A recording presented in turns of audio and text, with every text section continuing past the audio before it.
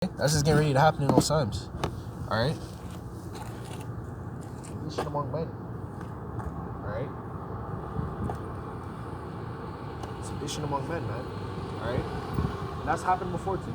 Okay? When sieges happen, and a siege is a variety of problems. And obviously, in a certain place. Okay? When a siege happens, famine, plagues, okay, death, all those things, when they start to happen, that's what happens. People get hungry, people get desperate. That's what starts to happen. Alright? Alright? It says, verse 18, for because of their pride, the city shall fall, be troubled, and the houses shall be destroyed, and the men shall be afraid. Verse 19, a man shall have no pity upon his neighbor, but shall destroy his houses, shall destroy their houses with the sword and spoil their goods because of the lack of bread and great tribulation. Verse 20, behold, saith the Lord, power, I will call together all the kings of the earth to reverence me. And that's going to be through Yahawashi. Okay? That's going to be through Yahawashi. Okay? How? When you read the book of Revelation, the book tells you that Yahawashi shall wear the crowns of the earth. Okay?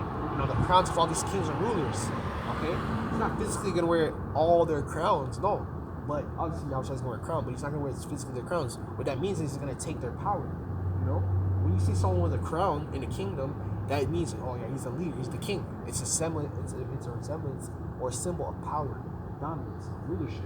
Okay, so that's what Yahawashi is getting ready to do. When Yahawashi comes back, it's wraps, man. Okay, all right, he's gonna come back and assert dominance.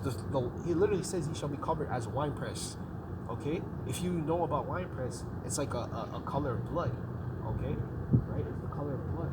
Okay, all right. And sometimes when there's so much blood, blood gets dark, man. It's like it turns purple. It's like a purple color. Okay, so that's what it symbolizes. Yahawashi coming back in white. Okay, purity. Okay, that's what white means. White means purity, holiness, right? And he's gonna leave covered in a wine press, meaning blood. Okay, yo, man, it's gonna be crazy. Okay, all right. It says verse 20, because reverence me, which are from the rising of the sun, from the south, from the east, to turn themselves one against another and to repay the things that they have done to them, which is who's that? The Israelites. Okay, the so-called Negroes, Latinos, and similar Indians, which are the true biblical Hebrew Israelites, but the scriptures, man. Okay, you're gonna have to repay. Okay, and that's what the scriptures say: give unto them double. Okay, so what you did unto the Israelites, you're gonna receive double, man. Okay. You going into captivity, you having your land seized, all those, the gold that they've taken, mainly Esau, man, because Esau even went on to these other nations. Hey, man, you're just a wicked man, okay? Because he even went on to these other nations. These other nations had gold too. The same thing was happening onto the Gadites, happened on to Japheth, Ham, all of them. They have rich lands. That's a natural resource. How to make your land rich. I've went into this before. Okay, where your land has natural resources like oil, gold, silver, diamonds. Those are things that'll easily boost your economy up, man. You trade with other nations, All right. So hey, man, Asia's gonna have to pay for that, man. He has bunkers full of stolen goods from Africa, Asia, the Americas. Okay, he's hogging that gold, man. Okay, that's why gold's so scarce now too. Like anytime you have gold, it's like it's either fake or a replica and all that. Okay, you get a small piece of it, man. Okay, imagine buying a whole block of gold, man. You can't really get that, man. You can't even really get that. Okay, I'm a firm believer too. Like a lot of the gold out here and stuff, like gold and silver, man, is fake. Okay, the real gold Esau has, he has it hidden up, and no one can get in that, man. That's vaulted up, man. Okay. And obviously, the Lord has places on the earth where there's obviously still gold Esau can't go to. But for the most part, man, a lot of stuff out here is fake, man. The diamonds, the freaking the gold and shit, all that's just fake, man. All right, so it says, verse 21, like as they do yet this day unto my chosen, again the Israelites, man. Okay, the chosen people of the Lord are the Israelites, always has been. The Lord has never denounced the Israelites, man. The Lord has only passed judgment upon the Israelites, but he's never fully, oh yeah, I'm done with these people, I cast them away, they're not gonna come no more. Okay, if the Lord really done away with the Israelites, they would not be able to come. We wouldn't be under the curse, we'd be chilling. Okay, we'd be chilling, we'd be like these other nations, we'd be prospering, we wouldn't have to deal with the curses. That the curses alone prove that the Lord is still dealing with the Israelites, because there's still a curse on them, right? Okay, so there you go. Right? It says, in the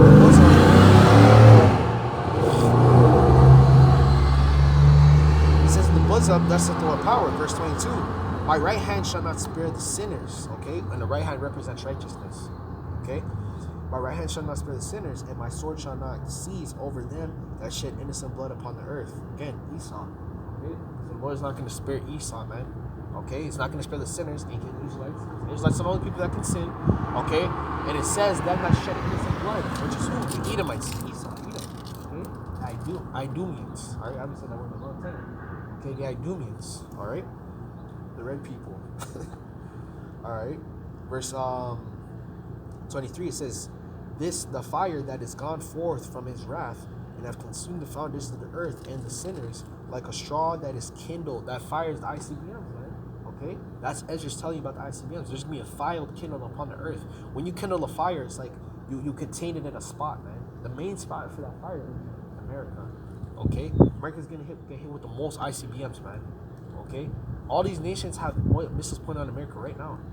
Okay, America makes that one move, man. It's wraps. Okay, we obviously know it's not gonna end like that. Okay, but there has to be a transition of events happening or occurring before those ICBMs land. Okay, in other words.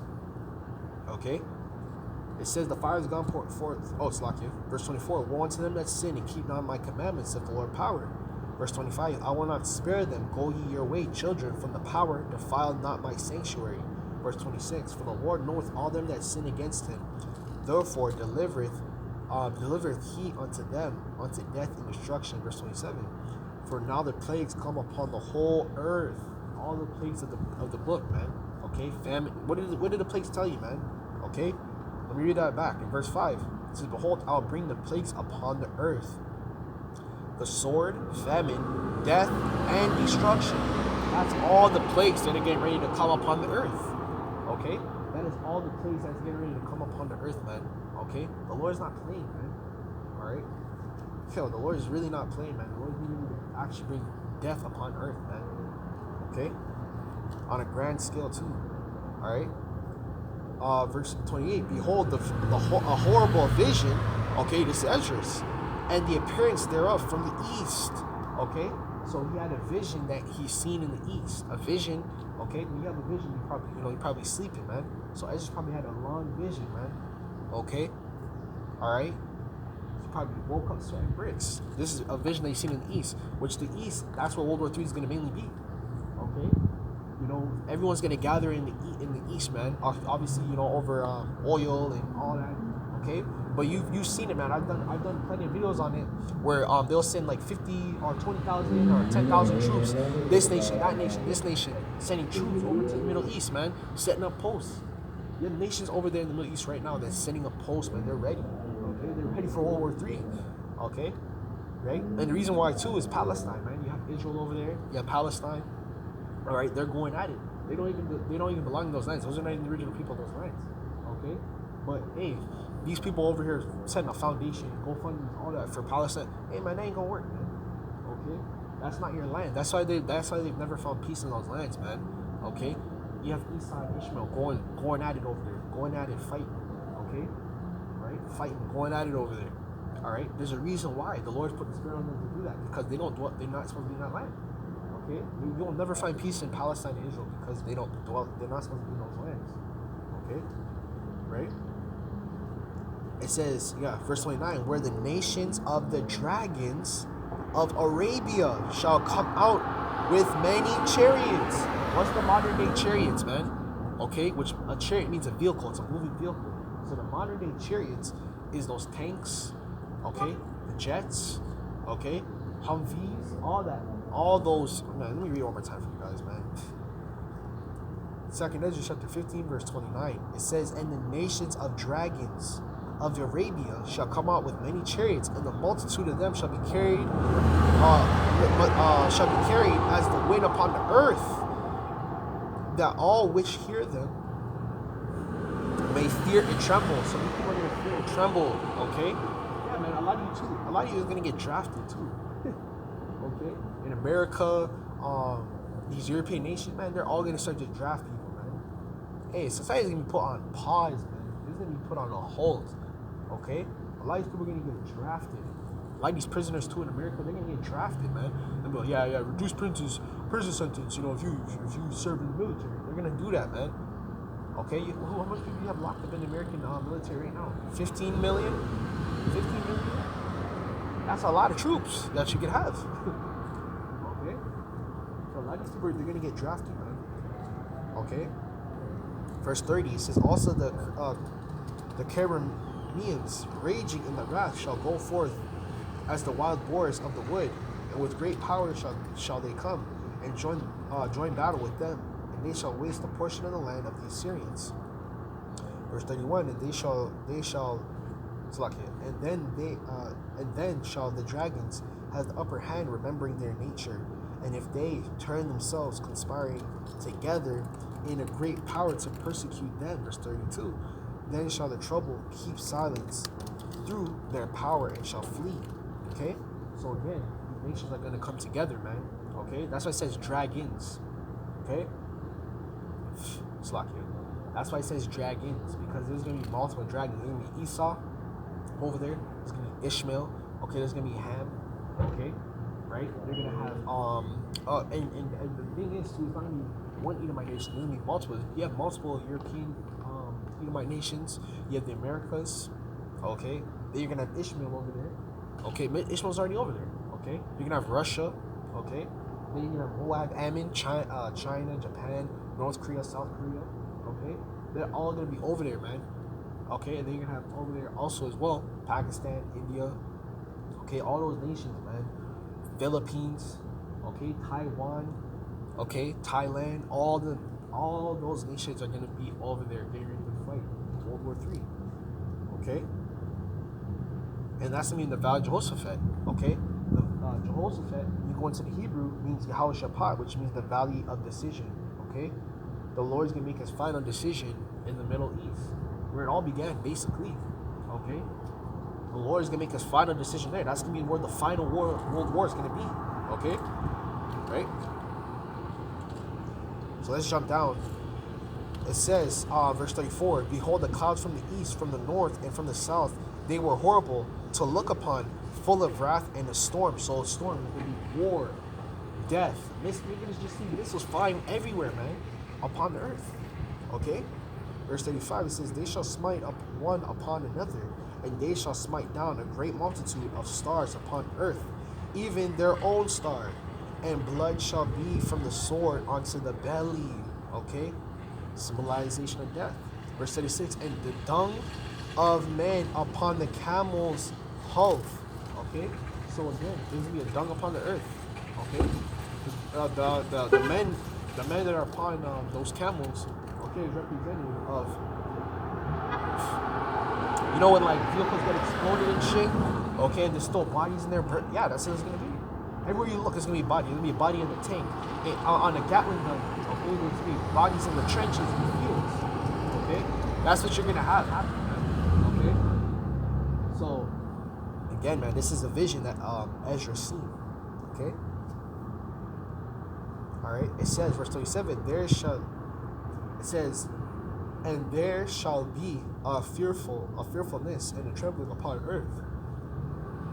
And they that see the wrath shall be afraid, okay? And trembling shall come upon them. Okay, so that fear of the Lord is going to finally come upon them. That's when you're going to realize, they're really going to think over their life. Okay, all of them to the point of death. They're going to really think about their life. Okay, while everyone over here in America is getting eaten up and killing each other, there's gonna be people also in the Middle East fighting.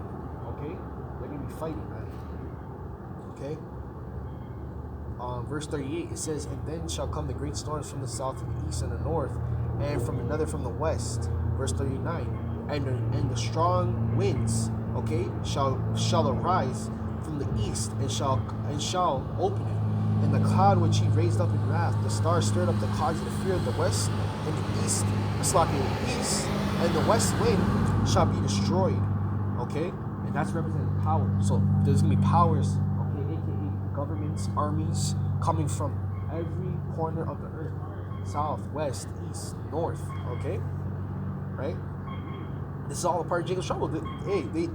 Ezra's broke down Jacob's trouble in the beginning. Okay, going on to World War III. Okay, right? Cloud, verse 40. It says, "And the mighty cloud shall be lifted up, full of wrath, and the star, and they shall make them upon the earth afraid, and they shall dwell therein, and pour out every high and eminent place of a horrible star." Verse 41, "Fire and hail and flying swords," meaning weapons, "and many waters, that all the fields may be full, and all the rivers shall be in abundance of great waters." So there's going to be bodies everywhere, man. Okay? There's going to be bodies everywhere. Okay? Not to mention, when Yahawashi returns, all the nations that are going to be fighting each other, killing each other, they're going to turn their attention to Yahawashi. When he comes back in those chariots, those clouds. The clouds represent the chariots, man. Okay? Yahawashi coming back in those chariots. Okay? Alright? It says, verse 44. No, it's Slakia. Verse 42, "And they shall break down the cities and the walls, the mountains and the hills and the trees and the wood, the grass and the meadows and their corn." Verse 43. It says, "And they shall go steadfast onto Babylon and make her afraid." So they're all going to wage war against Babylon, obviously.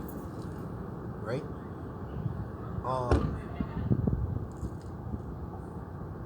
Verse 44, "And they shall come to her, besiege her, and the star and all their wrath shall pour out upon her." This is onto Babylon, man, onto America, right? "And shall dust and smoke go upon onto the heavens." So again, the fire is going to be so great, the destruction is going to be so great. You already know what happens after an explosion. There's always a cloud, a brooming amounts of smoke coming up from the earth or a certain place where it's on fire. Okay? God.